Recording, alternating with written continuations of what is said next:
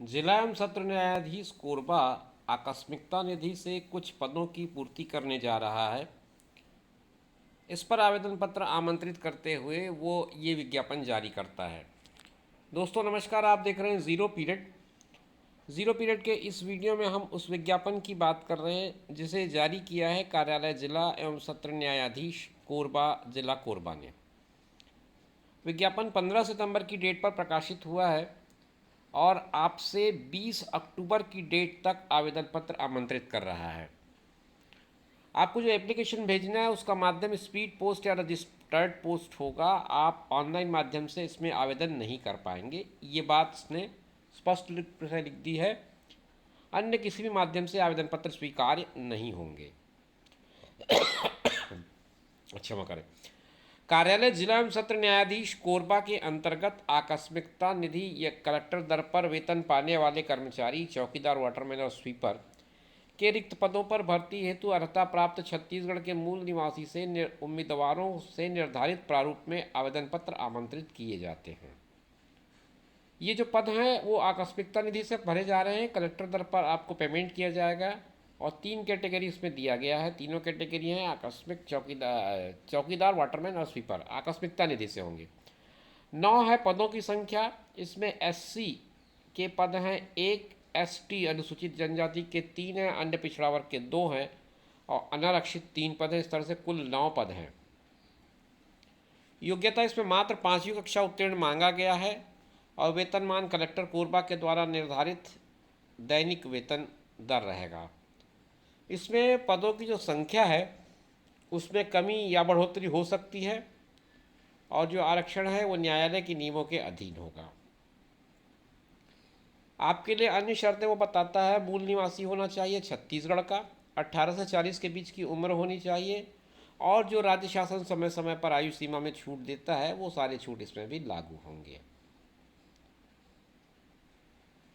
और कोई बड़ी चीज़ अगर इस पीडीएफ में होगी तो मैं आपके साथ शेयर कर रहा हूँ। पीडीएफ स्क्रॉल करते जा रहा हूँ, आप स्वयं भी चाहें तो पढ़ सकते हैं।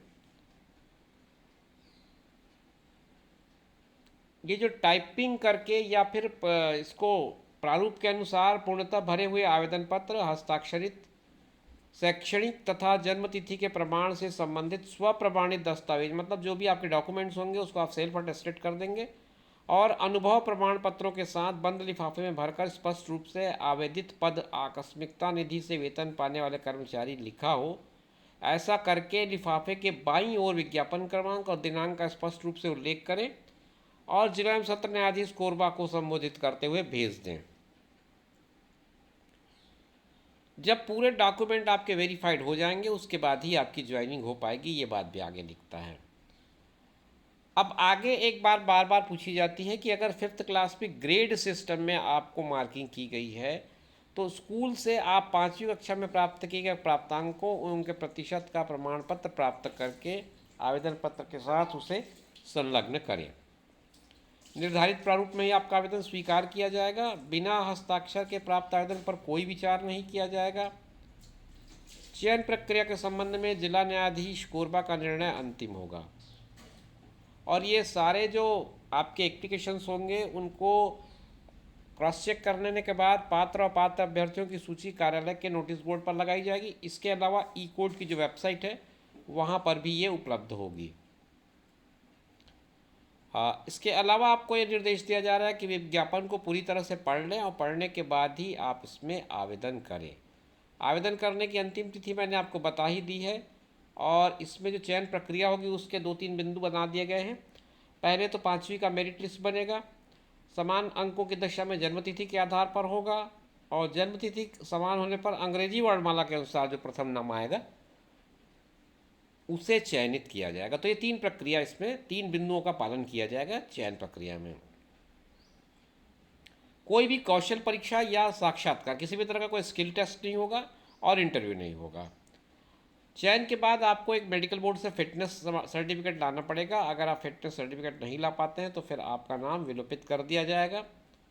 पूरा का पूरा विज्ञापन एवं आवेदन पत्र का प्रारूप जो है न्यायालय कोरबा की वेबसाइट पर उपलब्ध है। उसका पता नीचे दिख रहा होगा ecode.gov.in/कोरबा। ये एक झलक दिखा दूँ मैं आपको। ये आवेदन पत्र का प्रारूप होगा इसमें आपका नाम होगा अंग्रेजी और हिंदी में, फिर आपका लिंग होगा पुरुष महिला, पिता पति का नाम होगा, माता का नाम, पत्र व्यवहार का पता, स्थायी पता, जन्म तिथि अंकों शब्दों में, और अगर आप छत्तीसगढ़ के मूल निवासी हैं या नहीं ये लिखना है। अगर आप ओबीसी एससी एसटी कैटेगरी से हैं तो वो मेंशन करना है, और हैं तो उन सबके लिए प्रमाण पत्र प्रस्तुत करना है। रोजगार कार्यालय का जीवित पंजीयन क्रमांक लगाना है, उसकी फ़ोटोकॉपी लगानी है, नाम लिखना है, अगर आप विवाहित हैं या नहीं है दोनों चीज़ों की जानकारी देनी है। फिर उसके बाद आपकी योग्यताओं का वर्णन करना है। अगर आपके पास कोई एक्सपीरियंस है तो 13वें नंबर पे उसका कॉलम है। 14वें नंबर पे ये कॉलम है कि अगर आप किसी शासकीय अर्धशासकीय संस्था में काम कर रहे हो तो उसका एनओसी। अगर आपके खिलाफ कोई आपराधिक प्रकरण दर्ज किया गया तो उसकी जानकारी देना है। और अंत में सारे प्रमाण पत्रों की सूची बनाकर एक अंडरटेकिंग देनी है, घोषणा पत्र, और हस्ताक्षर करके पूरा नाम पता लिख के दिनांक और स्थान का नाम लिख करके भेज देना है। पहले ही बता दिया मैंने आपको, भेजते समय किन बातों का ध्यान रखना है। आवेदित पद का नाम लिखना है और विज्ञापन क्रमांक लिखना है, और इसे अपने स्वहस्ताक्षरित दस्तावेजों के साथ भेज देना है। शुभकामनाओं के साथ ये वीडियो मैं यहीं समाप्त कर रहा हूँ। आगे फिर नए वीडियो में आपसे मुलाकात होगी, तब तक के लिए मुझे दीजिए इजाज़त।